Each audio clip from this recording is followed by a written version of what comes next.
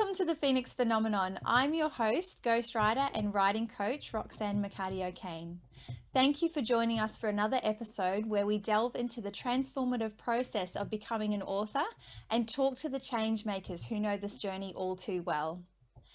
Today I have with me Sherry Hall, who is a happily retired anesthesiologist who is educated at Yale and Columbia Universities. She's an international singer and songwriter with 4 amazing albums under her belt, as well as being a motivational speaker with a TEDx talk and a contributing author to the Chicken Soup for the Soul series. Her most recent release is Perfect Love, One Woman's Journey from Flesh to Faith, which she released earlier this year. So thank you so much for your time to join us today, Sherry. It's a pleasure to have you on. Thanks so much, Roxy. I'm really happy to be here.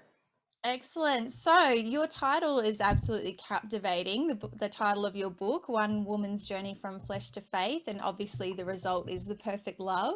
So I'd love for you to tell us and share with our audience the path that led you to where you are today and how you found your voice through music. Absolutely. So, as the title says, Perfect Love, that's what the story's about. And as people read this book, they're going to find that perfect love means different things for different people. For me, this is definitely a spiritual, faith-filled journey. And it is actually the stories behind the songs of my first album. And the first album's title was Perfect Love. The album was written at a period of time that was quite difficult and challenging for me in my life. It is right after my divorce, after a 10-year marriage that was slightly dysfunctional. I'm sure there's a lot of people that can identify with that experience. And of course, music for me has always been a way of expressing myself when I felt words just weren't enough. Somehow the melodies and the lyrics that came to me, whether through divine inspiration or otherwise, were the way for me to truly convey my authentic self. The book is a product of that album. And one day it just dawned on me that there was so much more to listening to this music. And that if you listen to the music, knowing the stories behind what led to the development of the songs, the music takes on a totally different tone. So that's how Perfect Love came to be. Now, mind you, this journey occurs over years, but I do call it a memoir because it is about a specific period of my life versus an autobiography. Yet if you read the book, you'll see that the prologue, the first part of the book, is quite a bit autobiographical, giving you that background history. So that's how we came to get to Perfect Love. Absolutely. And people will really immerse themselves in your journey when they read your book. But what I found interesting about getting to know you, Sherry, and about the process of writing the book was that the music was already there and it actually was reflecting on those songs many years later that you came to realize how powerful they actually were. So that was kind of a big transformation for you. Absolutely, Roxy. And I think the hardest part of that journey for me as a new author was allowing myself to re-immerse myself back in the time when those songs were written, back into the emotions, the feelings, the environment, the circumstance, the trauma of what I was going through. And so allowing myself to revisit that while putting pen to paper was actually incredibly difficult. Yeah, yeah. And it takes a lot of bravery too to be able to allow yourself to go there. Yeah, it's a bit scary. And I think anybody who's thinking of writing, especially something that's about their personal life, Mm. has to, I guess, accept and surrender to the fact that they are going to be placing themselves in a vulnerable position with the reader. But that's the human condition, isn't it? And I think that's what makes, no matter whose story it is, my story, your story, any person who's writing their own story, it's that connection that you get with another human being by allowing yourself to be vulnerable and to share those feelings and experiences honestly through your writing. Absolutely. And you are, vulnerable is a very I guess adept word for how you've presented yourself in your book. And Yeah. you've shared about how liberating it can be to do that. But were there any Mm. I guess challenging times throughout writing where you thought, "Oh, hang on, like can I actually do this?" And allowing yourself to push through those hurdles as they presented themselves. How did you Yeah, navigate that? I had a lot of hurdles. The album was written a long time ago, Roxy. Mm. So the album was actually published to the world in 2013. The Hmm. songs were written within a couple of years before that. Again, having to do with that period of my life just after my divorce and through a series of what I now call transitional relationships that Yep. were not necessarily good relationships, but that taught me a lot and helped me gain some wisdom about myself and about how I see myself in partnership with other human beings, particularly men, Mm. and my mother. But yeah, getting over those hurdles with the writing, as you can imagine, it would be for some people quite traumatic to revisit experiences in their life that they'd rather put behind them. Mm. And I think the only way to get real in your writing is to allow yourself to re-immerse yourself in those time periods. I had several times where I simply just couldn't go on. I was that emotional about it. My beautiful partner Jens would come home and he could tell that I'd been writing all day because I'd be a total basket case. My emotions would be all over the place. I'd be teary eyed, I'd be anxious, I'd be irritable. Um, and sometimes you need to take a break. So, Mm. in those circumstances, it's simply just, it's okay.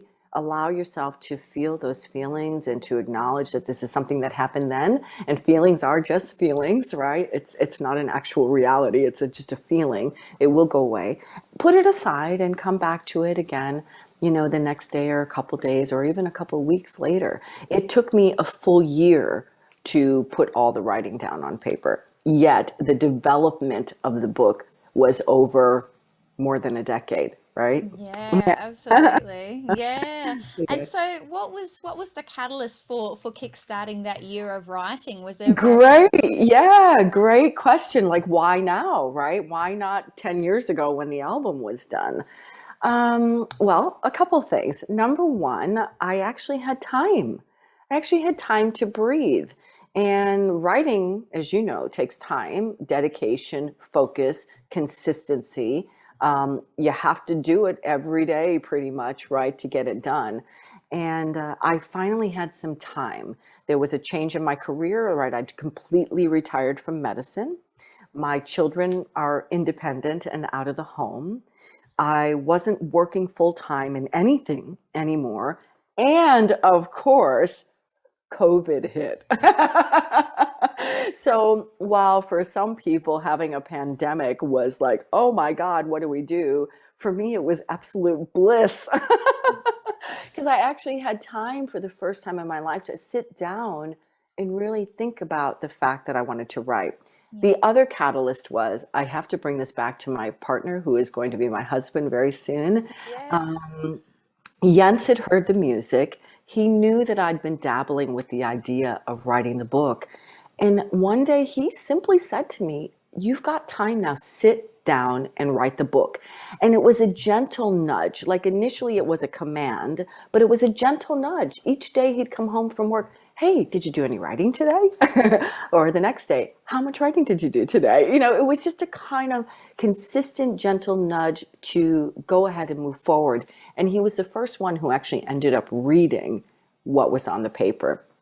Yeah, and I know from speaking to a lot of authors that it can, like, that step from between writing and then opening it up and sharing it, even with your partner, can be one of the most nerve-wracking parts. Huge, huge. And by the way, so for those who may read this book in the future, the Yes. content is not necessarily all bright and cheery and easy to absorb. Yes. There's some deep stuff in here. It's real life experiences, something that many of us have gone through, some of you that may be shocked and awed by what you read. So imagine allowing a new partner in your life. Mind you, we'd only just met a couple of months before Oh, to wow. dive into that sort of life history with somebody who they're thinking about dating for forever and then possibly, having a full-time Yes. relationship with. So it was a great initiation. I mean, if we could get through that, Yeah, absolutely. But we're going to be able to weather any storm. yeah, and that's incredible because I know so many people, particularly who are sharing, really deep personal, maybe traumatic experiences Yes. for the first time with their partners through their books. They actually hold off sharing that with their partner Yeah. until, almost release, they're almost ready to publish and get the book out, and then they'll bring the partner in. So for you to have Jens come on board straight away, like Oh that, my that's God. just so brave. It was good. I mean, it's testimony to him and the kind of Yes. man that he is. And I can say, through all the lessons I've learned on my journey to perfect love, and through all the mistakes that I've made, in particular with relationships, with men, and a lot of that has to do with me, not the men in my life, but me and the types of men I was choosing for myself. I can say I'm really, really smart now. And I've really grown emotionally, spiritually, as a woman, as a human, as a participant in this life. And with that growth and wisdom and faith, I've attracted the most perfect man ever. I know, and that just makes me so happy, Sherry. uh, That's beautiful. yeah. Excellent. And so another of your themes that run through your book, obviously we've touched on, growing up and your relationships with your mother and men. Yes. One of the other things that's really important was also the relationship with yourself. So Yes. that inner, I guess, battle between, where do I take my career? What lights me up? Yes. And listening to your inner self as well, and listening to your inner calling wherever it may go. Yeah. That was another really powerful theme that I found in your book. So, Absolutely, Roxy. And I think just for any potential or future writers that are listening to your podcast today, um, many of us will find incredible self-analysis when writing our own story. If you're yes. writing fiction, you may go through that process too, because a lot of fiction is personal experience brought into a fictional story. But if Mm. you're writing a nonfiction story about yourself, where you are the point of view and the main character in the book, heroine or not, there is a tremendous amount of self-analysis that goes on in that process. It can be extremely cathartic. And you know what? It may be that that's the purpose for writing your book. Maybe the Mm. purpose isn't to throw it out there to the whole entire world, expose your deepest, darkest secrets with everyone, and hope that maybe it touches one human being in a way that will help them. Maybe that's not actually the purpose. That's my purpose. But maybe the purpose for you is, how can I get to know me better? How can I start to understand the choices, the decisions, and the actions that I've taken in my life? And how can that help me improve the quality of my life? Because I'm going to tell you something, writing a book, and you know this, Roxy, writing a book is nothing like I've ever experienced before in my life. It's even better than songwriting because it really allows me to dive deep. I ask myself, how many questions do I ask myself in this book, Roxy? 1,000. Yes, pretty much. I'm constantly questioning, how can an Ivy educated, intelligent woman make the decisions that I've made? How can I sacrifice myself, my dreams, my goals for a career that I thought was prestigious, would give me significance, would give me money, change my socioeconomic stars, so to speak, yet really getting rid of and ignoring and putting aside what my true calling was, which is being a creative human being and helping the world. I mean, that's who I am. I'm a communicator. I'm a creative.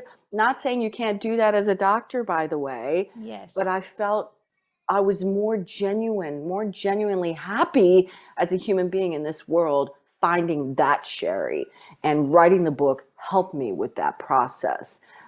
So yeah. Oh, that's beautiful. And you know what? Every guest that I have on, I ask them, what would they say their Phoenix phenomenon was? What was the Mm, transformation? And you've just captured that absolutely beautifully there. So, yeah, yeah, yeah, excellent. Because I found, yeah, with interviewing lots of people, is that everyone experiences the process of writing and becoming an author very differently, and they all take yeah. away beautiful lessons from it. So, They do. And yeah. you know the sort of, let's just talk about the act of writing a book, right? Mm, Not necessarily the inspiration or the story, what you want to get out there, but the actual act of writing a book takes incredible discipline, right, Roxy? I mean, you have to sit down and plot it all out.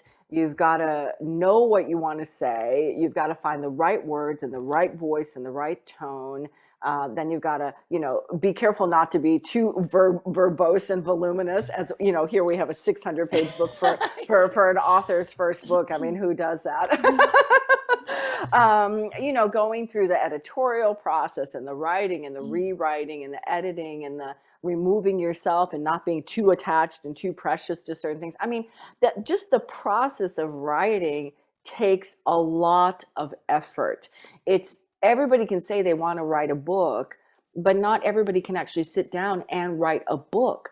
But mm, that's not to say that we don't all have a book in us. Everybody's got a story to share. But it takes a lot of discipline, and there's a lot of tools and tips that you can get from people like Roxy. I mean, the audience listening here, Roxy was one of the first people who read my book, and she helped me with some editing points, some point of view issues, some internal thought process issues, and having really trustworthy advisors and people that you can go to give you honest feedback, really honest feedback mm. about your book is also part of that process. So it's not an easy process, guys. Absolutely, absolutely. And as you've touched on, you lay a lot of yourself out between the pages of Yeah, this amazing book, yeah. and it hasn't always been received very well by people in your life. So I didn't know if you were comfortable with No, sharing some of that with us today. And absolutely. Absolutely. And I think, again, this goes to any author who's considering mm, writing about themselves and their lives. Number one, obviously, you're not the only character in your story. There are other people who are prominent figures and characters in your story that you're going to be writing about. Whether or not you choose to change names in the legal aspect of writing about other people's lives in your life, that's a different topic that we won't touch mm, on today. yeah. But yes, I am very honest in this book and very raw and very candid. And believe it or not, I have had some of my closest friends that have known me for more than 2 decades, right? Read this book and be very happy to put it down. I've actually had people say, I couldn't wait to be done with this book. And they didn't mean that in a positive way. They Mm, read it through the 600 pages because they promised me they would read it and give me a review and help me. But many of them, were like, oh my God, I can't read another word of this. But then they were back there the next day, flipping the page, like, what happens next? What happens next? yes, that's it.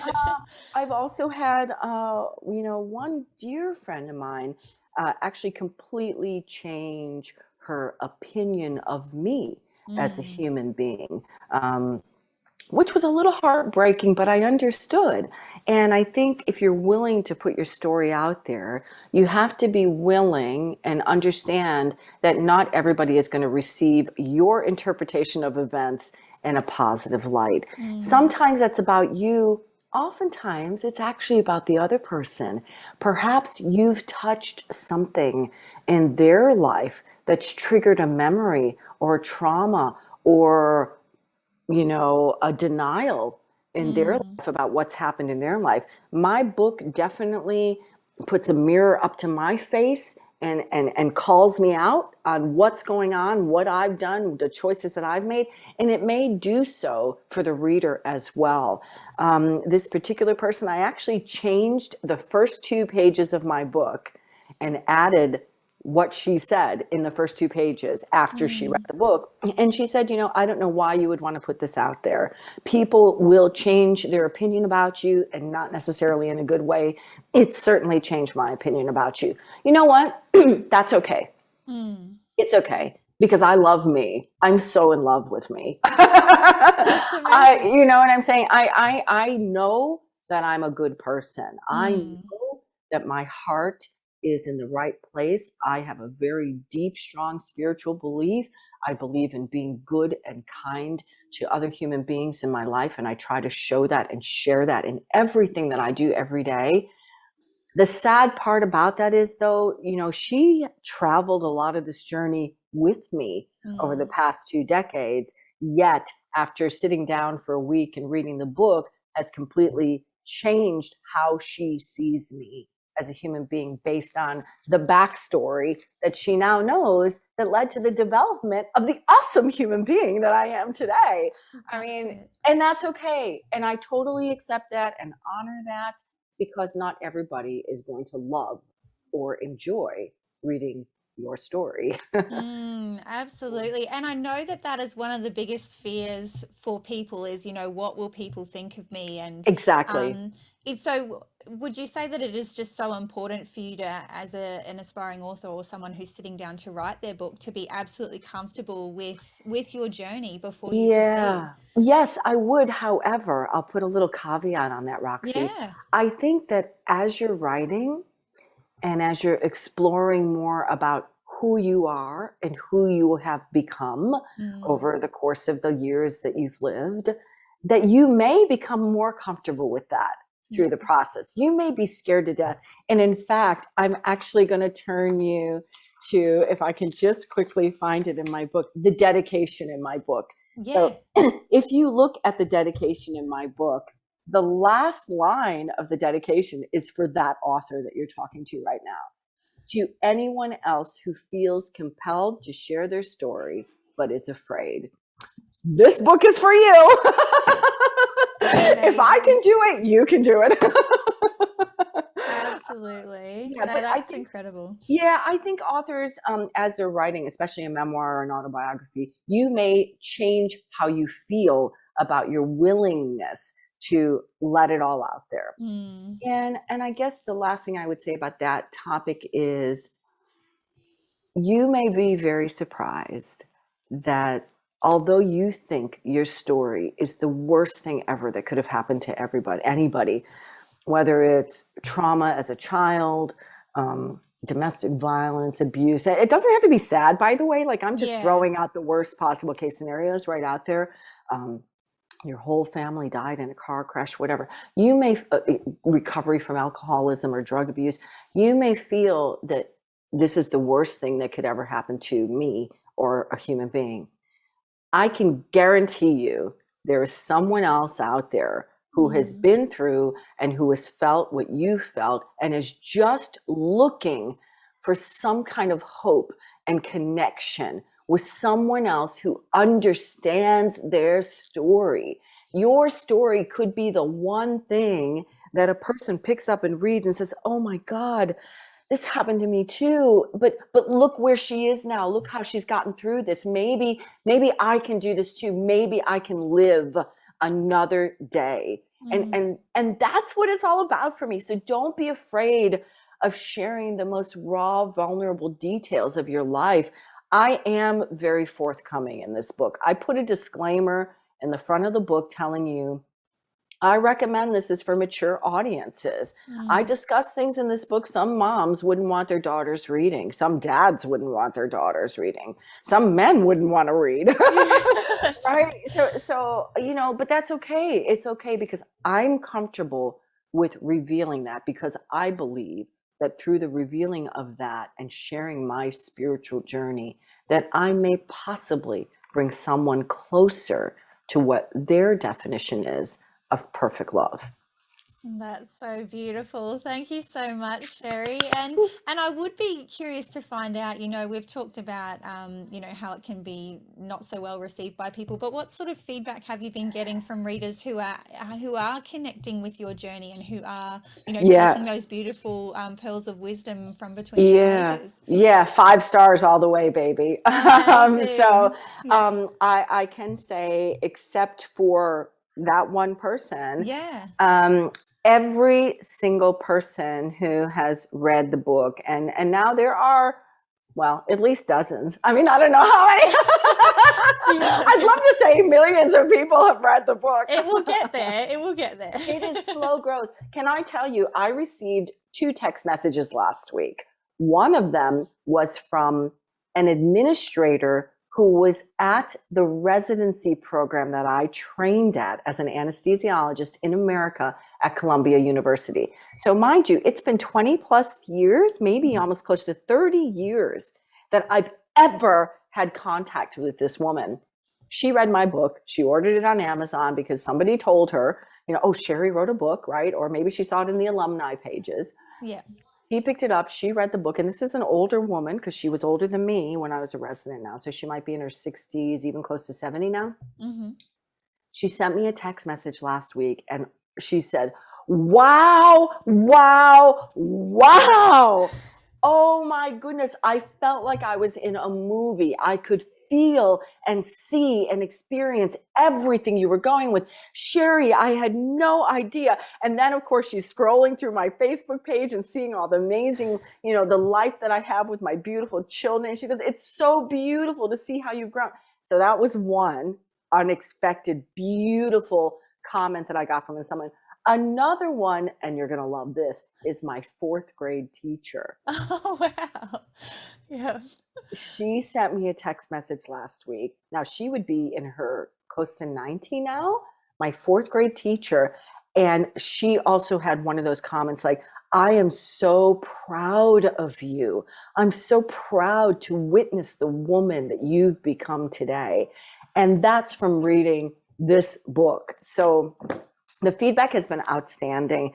Everybody from strangers to best friends, other than the one I singled out, to university professors, to young people like my daughters. My daughters have read the book as well. So the feedback has been phenomenal. If you can see it through to the end, I think you see the light at the end of the tunnel and where I'm trying to hopefully take you on the journey. Absolutely. No, that's beautiful. And just one more thing I did want to touch on with you is Yes. the power of putting that feeling and emotion into the books rather than just telling the story, like actually taking people by the hand and guiding them along the way. No question about it. Now, we like to give our readers the benefit of the doubt, right? Readers are intelligent. I think a lot of people try to dumb down their work, to appeal to the mass public, but I think you should write in the voice that's comfortable for you, whether that's an intellectual voice or whether that is a voice speaking to a child.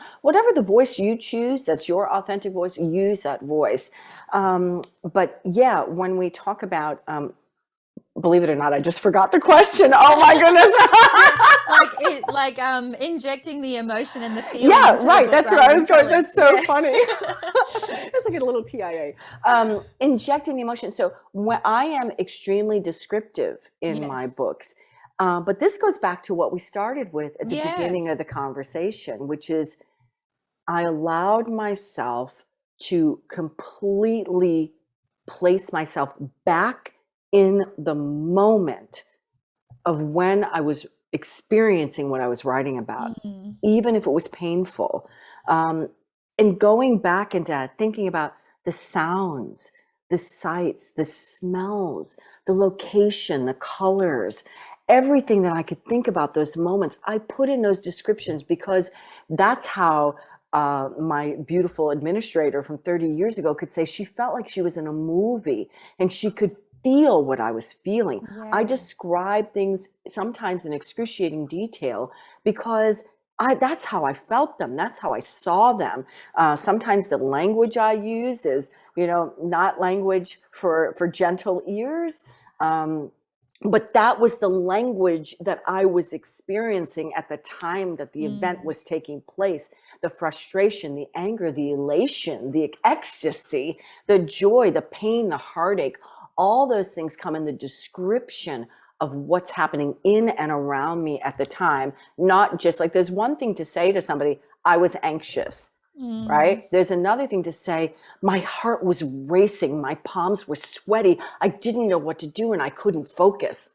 Right? That's a different picture than I was anxious, you know, or I was angry at him for doing that. Well, I grabbed the nearest object I could find and I threw it and it smashed his window.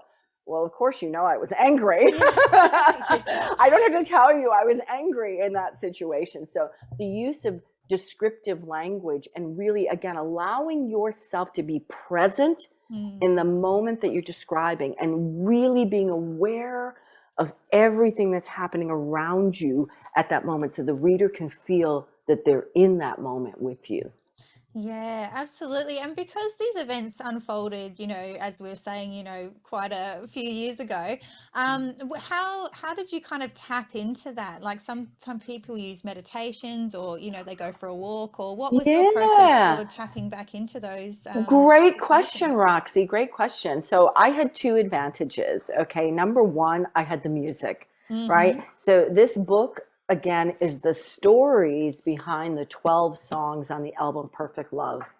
That album was my first album and is probably my most raw album because I let it all out emotionally in my songs. So listening to the music for me was a wonderful way of, I think anybody out there could probably remember a song, and when they thought of that song, they might remember exactly where they were when they heard that song for the first time. Like I remember where I was when I heard Stairway of Heaven for the first time, right? Or music does that for you. So the music for me in this particular instance helped me transplant myself back into the moment, because everything about the music, the melodies, the orchestration, the feeling, the emotion, the lyrics of the songs easily placed me back in the moment. But the second thing, and I would highly encourage this for anybody who's an aspiring author, is I keep journals. And I have journals that date back to 1979. So I've got 30 plus years of journals and I keep them all. I've got a big box filled with my old journals. So it's so funny because when my sister read the book, she was like, oh, I sort of don't remember it that way. And I said, well, it may be so that your recollection of events may be different than mine. And I put that in the disclaimer too. Family members may remember things differently than I do. But what do I have to back up what I've written here is I have my journals. So the beautiful thing about journals is whether you ever go back to them and read them again, they are a chronicle of your emotions at the time. So when I was 21 and I'm writing in the journal, I've got the voice right there of a 21-year-old sharing what she was feeling, what she was going through, the trauma, the heartache, the pain, the joy, everything in those words, even if they're just chicken notes on a couple pages. So with my journals and with my albums, I was really able to place myself back in the time when I'm writing what's happening in this book. How amazing. And another thing I did want to make sure we shared with our I love you. I love you. Just one more thing. Just one more thing. I know I keep doing that. But is that it is a musical memoir, and the readers can actually listen to the music as they're reading the story. So... And how great is that, Roxanne? So really, and this is the beauty, guys. Again, this is to the audience, right? To your beautiful listeners. This is the beauty of allowing other people that you trust into your very intimate circle of people who will give you feedback on your book.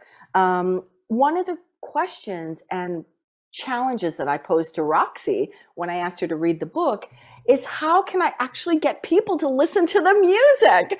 Because people were reading the book and they got so caught up in the book, like nobody thought about going to Spotify to go, oh, let me pull up Perfect Love and listen to that song now that that chapter's done. And I really wanted this to be a multimedia experience. The whole book, because it is so genuinely different, having the music as part of the book, that was important to me. That's the soundtrack of the movie that you're reading.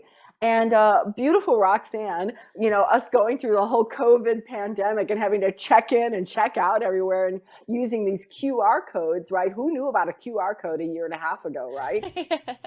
There are QR codes embedded in the book so that when you get to a song, if you can see there, when you actually get to a song, all you have to do is take your handy dandy little smartphone, place it over the QR code, and you are instantly taken to the song that is devoted to that section of the book. The lyrics are there for you to follow along with. It really makes it a truly multimedia experience. And thank you, Roxanne, for that amazing suggestion, because that was not on my radar, even though we were doing it every single day. And it is now something that people are very familiar with doing it. It's not a foreign entity to scan a QR code to check in somewhere. So it's a wonderful addition to this book.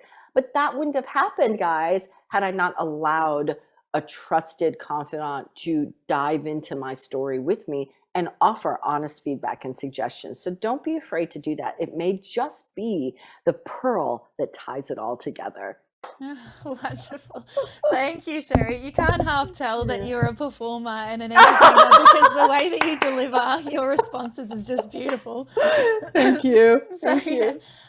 So just before we wrap things up, I would love for you to share with everyone how they can get a copy of Perfect Love in their hot little hands. Oh gosh, I would just love more people to read this book. And again, it's not about book sales for me. It's about the journey and allowing others to experience their own personal journey to perfect love. The book is for sale pretty much everywhere now. So if you go online and simply Google Sherry Hall Perfect Love, you will find the book available on pretty much every online book distributor, from Amazon to Booktopia to Barnes and Noble, and so on and so on. So Ex Libris, where I self-published, so that's something we haven't talked about, but I did self-publish. I didn't go through a traditional publisher. Secondly, if you're local on the Sunshine Coast of Australia, where we're coming to you from, you can purchase the book at Sunshine Plaza at Harry Hartog Bookstore. So they are also carrying the book. And then lastly, you can always get the book directly from me. Send me a message on my website, which is simply sherryhall.com, and that's Sherry with an A, SHARIHALL.com, and send me a message, and I will make sure that you get a book. You can order it directly from me. I am on Facebook. I'm on Instagram, Sherry Hall at Sherry Hall Life, L-I-F-E, at Sherry Hall Life, on Instagram and Facebook, and I'm on Twitter. It's not hard to find people these days, right, Roxy? Even if I wanted to be private and anonymous, there's like no way. So I'm easy to find. The book is easy to find. I would love to share a copy with you. Wonderful. And thank you so much for all of your glorious insights today. You've shared so much of your journey and also given so much value to everyone who's listening and might be looking to write their own books going forward. So thank you so much. And thank you, Roxy. I'm really, really grateful for you. Thank you so much.